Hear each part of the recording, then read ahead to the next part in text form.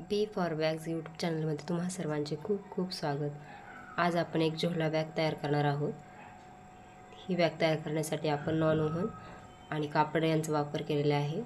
त्याची उंची शिवून 14 इंच तयार झालेली आहे. त्याचबरोबर रुंदी 13 इंच तयार झालेली आहे आणि बॅगचे बॉटम 5 इंचाचे तयार झालेले आहेत. अशा प्रकारे आपली ही बॅग खूपच सुंदर तयार झालेली आहे. आतमध्ये आपण या बॅगला एक पॉकेट तयार केलेले आहे. कापड आणि नॉन ओव्हन आपण एकत्र जोडून घेतलेले आहे. याची रुंदी 16 इंच आणि लांबी 35 इंच घेतलेली आहे. आता आपण याला आकार देऊन घेऊ. त्यासाठी आपण हे कापड असं फोल्ड करून घ्यायचं आहे. फोल्ड करून घेतल्यानंतर आपण या खालच्या बाजूने 2.5 इंचावर एक खूण करून घ्यायची आहे आणि त्यानंतर आपण या वरच्या बाजूला 1.25 इंचावरती एक खूण करून घेऊया. आता ही 1.25 इंचावरती केलेली खूण आणि ही खूण आपण अशी एकत्र जोडून घेऊया.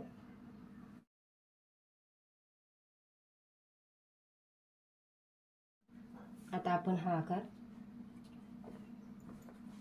असाच फोल्ड करून म्हणजे दोन्ही बाजू आपल्या कट होतील.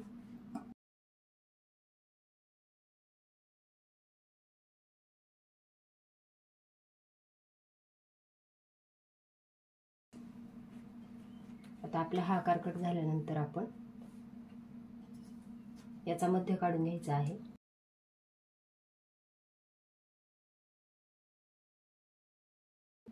आता या मध्यावरती एक खूण करून घ्यायची. मध्यापासून 5.5 इंच अंतर खाली मोजून घ्यायचं आहे आणि या खुल्या बाजूकडून 2 इंच अंतर मोजायचं आहे.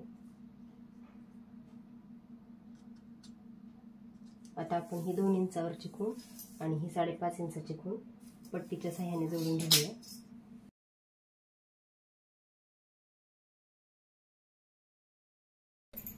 आता आपण ही जोडलेली खूण कट करून घेऊया.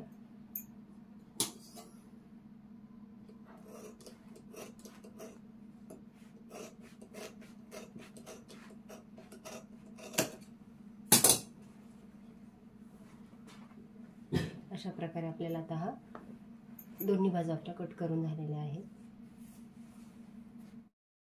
साईडचा आपण हा कट केलेला भाग आपण शिवून घेतलेला आहे. आता आपण बॉटम कट करून घेऊया. दोन्ही बाजूने आपण आता 2.5 इंच अंतर मोजून घ्यायचं आहे आणि हा चौरस पीस कट करून घेऊया.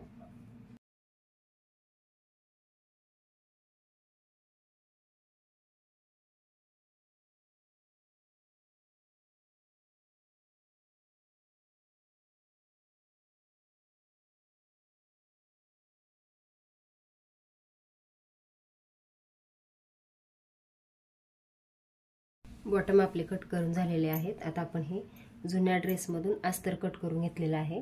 हे डबल फोल्ड केलेलं आहे. आता हा मेन पार्ट आपण या अस्तरवरती ठेवून सेम आकारात आपण कट करून घ्यायचा आहे.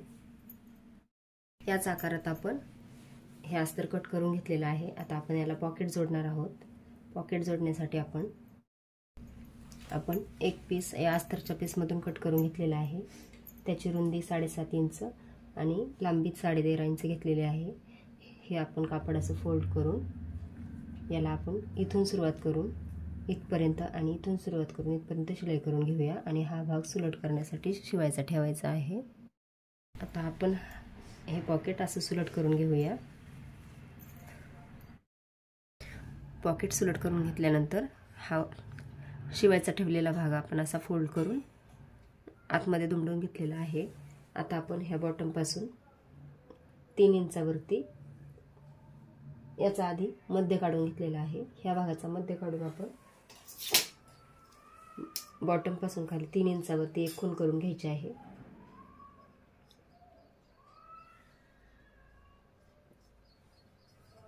आणि हा पण आपण बरोबर मधोमध हे पॉकेट जोडायचे आहे.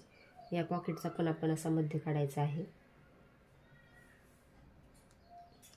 आणि हा उसवलेला भाग होता तो आपण आता खाली करून बरोबर असं मध्यावरती ठेवून या पॉकेटला तिन्ही बाजूने आपण शिलाई करून घेऊया. आपले आता हे पॉकेट जोडून तयार झालेले आहे. आता आपण मेन कापड तयार करून मेन पार्ट हा तयार करून घ्यायचा आहे. त्यासाठी आपण आता या बाजूने आणि या बाजूने शिलाई करून घेऊया. साईडच्या बाजू शिवून घेतल्यानंतर आता आपण बॉटम तयार करून घेऊया. त्यासाठी हा बॉटम आपण असंच पकडू, बरोबर मध्यवर्ती असा ठेवून या बाजूने आणि या बाजूने याला शिलाई करून घेऊया. मेन पार्ट आपला आता तयार करून झालेला आहे. असाच आपण अस्तरचा पार्ट पण तयार करायचा आहे. अस्तरचं हे पॉकेट आपण तयार केलेलं आहे ते आतमध्ये ठेवून त्याच्या बाहेरच्या बाजूने आपण या भागांना शिलाई करून घ्यायची आणि त्यानंतर आपण मेन कापडचे बॉटम जसे तयार केले त्याचप्रमाणे याचे पण बॉटम तयार करून घेऊया. अस्तरचा भाग आपला तयार झालेला आहे. आता आपण हँडल तयार करून घेऊया. हँडल तयार करण्यासाठी 4 इंच रुंद आणि 18 इंच लांबीची एक पट्टी कट करून घेतलेली आहे. नॉन ओव्हन सोबत एक कापड जोडून घेतलेलं आहे. आपण आता या बाजूने अर्धा इंच फोल्ड करायचं, या बाजूने अर्धा इंच फोल्ड करायचं आणि त्यानंतर आपण हा भाग असा एकमेकांवरती ठेवून या भागाला आता दोन्ही बाजूने शिलाई करून घेऊया. आता हँडल तयार करून झालेला आहे. आता आपण हा मेन पार्ट सुलट करून घेऊया. आता हा मेन पार्ट आपण सुलट करून घेतल्यानंतर या भागाच्या बरोबर मध्यावरती आपण इथे हा बेल्ट शिवून घ्यायचा आहे आणि त्यानंतर दुसरा बेल्ट आपण या बाजूने असा शिवून घेऊया. हँडल आपला आता जोडून तयार झालेला आहे. आता आपण याला ॲक्रेलिक बटन जोडणार आहोत. त्यासाठी आपण एक पट्टी तयार करून घेऊया. बॉटमच्या भागातूनच हा पार्ट आपण कट केला होता. याची रुंदी आपण 2.5 इंच, 2 पट्ट्या आहेत ह्या, याची रुंदी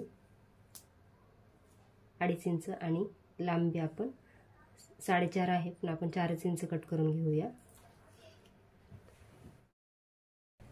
2.5 बाय 4 इंचच्या पट्टीला आपण साईडने शिलाई करून घेतलेली आहे. ते आपण अशा प्रकारे फोल्ड करून आपण त्याला आता आकार देऊन घेऊया. 1 इंचापर्यंत अंदाजे आपण असं त्याला कट करून घ्यायचं आहे. आता आपल्याला हा आकार मिळाल्यानंतर आपण त्याला हे बटन जोडणार आहोत. बटन लावण्यासाठी आपण जे वजनाने हलकं बटन आहे ते आपण या पट्टीला जोडणार आहोत. त्यासाठी आपण आता याच्यावर खूण करून घेऊया. पेनाने खूण करून घेतल्यानंतर आता आपण 2 ठिकाणी याला कट लावून घ्यायचे आहे. दोन्ही ठिकाणी कट केल्यानंतर सुलट बाजूकडून हे बटन आपण अशा प्रकारे घालून घ्यायचं आहे. त्यात ती चकती घालून पुन्हा आपण हे दोन्ही भाग वेगवेगळे बाजूला दाबून घ्यायचे आहेत. त्यानंतर दुसरी पट्टी घेऊन आपण त्यावर आता सुलट बाजू दोन्ही एकत्र करून शिवून घ्यायचं आहे. तिन्ही बाजूने शिवून घेतल्यानंतर आता कट करून घेऊया आणि साईडच्या बाजूने तिन्ही बाजूने आपण त्याला कट लावून घेऊया. कट केल्यामुळे आपल्याला हा भाग सुलट करण्यासाठी सोपा जातो. आणि आता आपण हा भाग यातून सुलट करून घेतलेला आहे. तो भाग आता आपण बॅगचा जो त्रिकोणी भाग आकार आहे तसंच आपण याला त्रिकोणी आकारात शिवून घेतलेला आहे.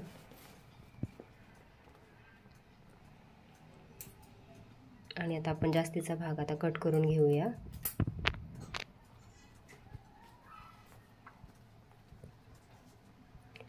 आता आपण या बटनावरती खूण करून दुसरे बटन पण जोडून घ्यायचं आहे.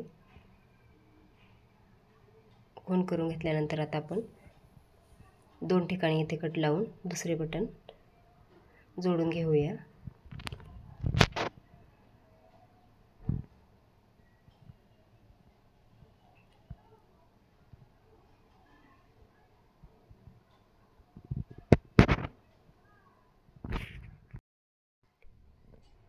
दोन्ही बटन लावून आपले आता तयार झालेले आहे. आता आपण बॅगला अस्तर जोडून घेऊया.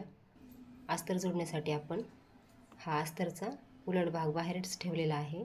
आता ही बॅगचा आपण मेन पार्ट आतमध्ये घालून या अस्तर व्यवस्थित पिनअप करून घेऊया सर्व बाजू एकमेकांना.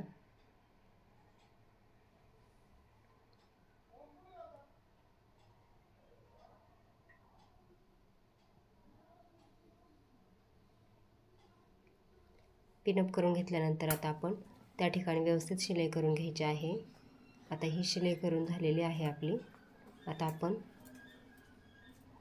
सर्व कोपऱ्या थोडे थोडे कट करून घेऊया, त्यामुळे आपले अस्तर व्यवस्थित सुलट करताना व्यवस्थित होणार आहे। आता थोडासा भाग आपण बॅगचा उसवून घेतलेला आहे, त्या भागातून आपण ही बॅग आता आतली बाहेर काढून घेऊया।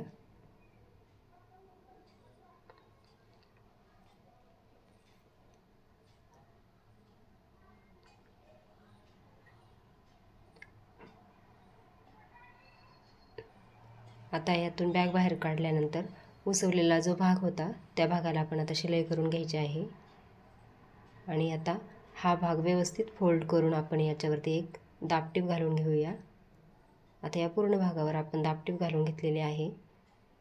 दाबटीप घालून घेतल्यानंतर सुंदर अशी आता आपली ही बॅग तयार झालेली आहे। व्हिडिओ इथपर्यंत पाहिल्याबद्दल खूप खूप धन्यवाद आणि ही बॅग नक्की शिवून बघा।